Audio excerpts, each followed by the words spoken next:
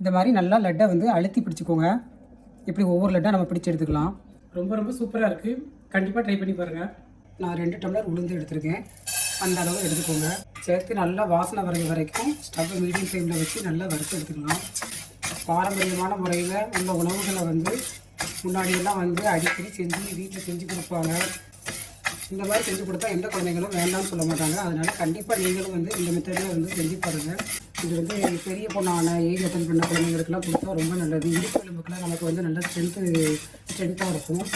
Menopause நிற்கிற டைமுக்கு முன்னாடி இந்த மாதிரி நம்ம கருப்பு உளுந்தில் உள்ள உணவுகளை வந்து செஞ்சு, அதாவது லட்டு, உளுந்தங்கஞ்சி அந்த மாதிரி நம்ம செஞ்சு சாப்பிட்டோம்னா நமக்கு வந்து இந்த ஈஸ்ட்ரோஜன் ஹார்மோன் வந்து நமக்கு வந்து அதுக்கப்புறம் வந்து மெனோபாஸ்க்கு அப்புறம் குறைய ஆரம்பிச்சிடும்.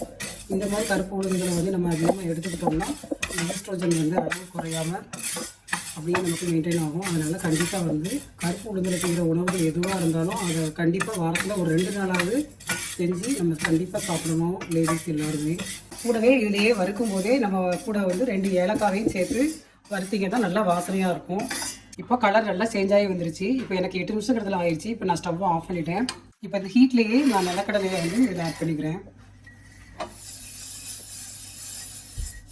இப்போ ஜாரில் நான் வந்து உளுந்து ஆறிடுச்சு, அதை ஆட் பண்ணிக்கலாம். நல்லா மிக்சியில் நைஸாக பவுட்ரு பண்ணி எடுத்துக்கோங்க. இப்போ மிக்சியில் நல்லா பவுட்ரு பண்ணிட்டு வந்தாச்சு. இப்போ இது கூட கருப்பட்டியும் சேர்த்து இதில் வந்து ஆட் பண்ணிக்கலாம். இப்போ மிக்சியில் பவுட்ரு பண்ணிட்டு வந்துடலாம். மிக்சியில் பவுட்ரு பண்ணி எடுத்துகிட்டு வந்ததை பவுலில் மாற்றி எடுத்துக்கலாம். நெய் வந்து ஒரு 4 டேபிள் ஸ்பூன் சேர்த்து சூடு பண்ணிக்கோங்க. இப்போ நெய் நல்லா சூடாகிடுச்சு. இப்போ இதை வந்து நம்ம ரெடி பண்ணி வச்சுருக்கிற மாவில் சேர்த்துக்கலாம். இந்த மாதிரி நல்லா சூடாக இருக்கணும். இந்த மாதிரி நல்லா லட்டை வந்து அழுத்தி பிடிச்சிக்கோங்க. இப்படி ஒவ்வொரு லட்டாக நம்ம பிடிச்சி எடுத்துக்கலாம். இப்படி எல்லாத்தையும் பிடிச்சி எடுத்துக்கலாம்.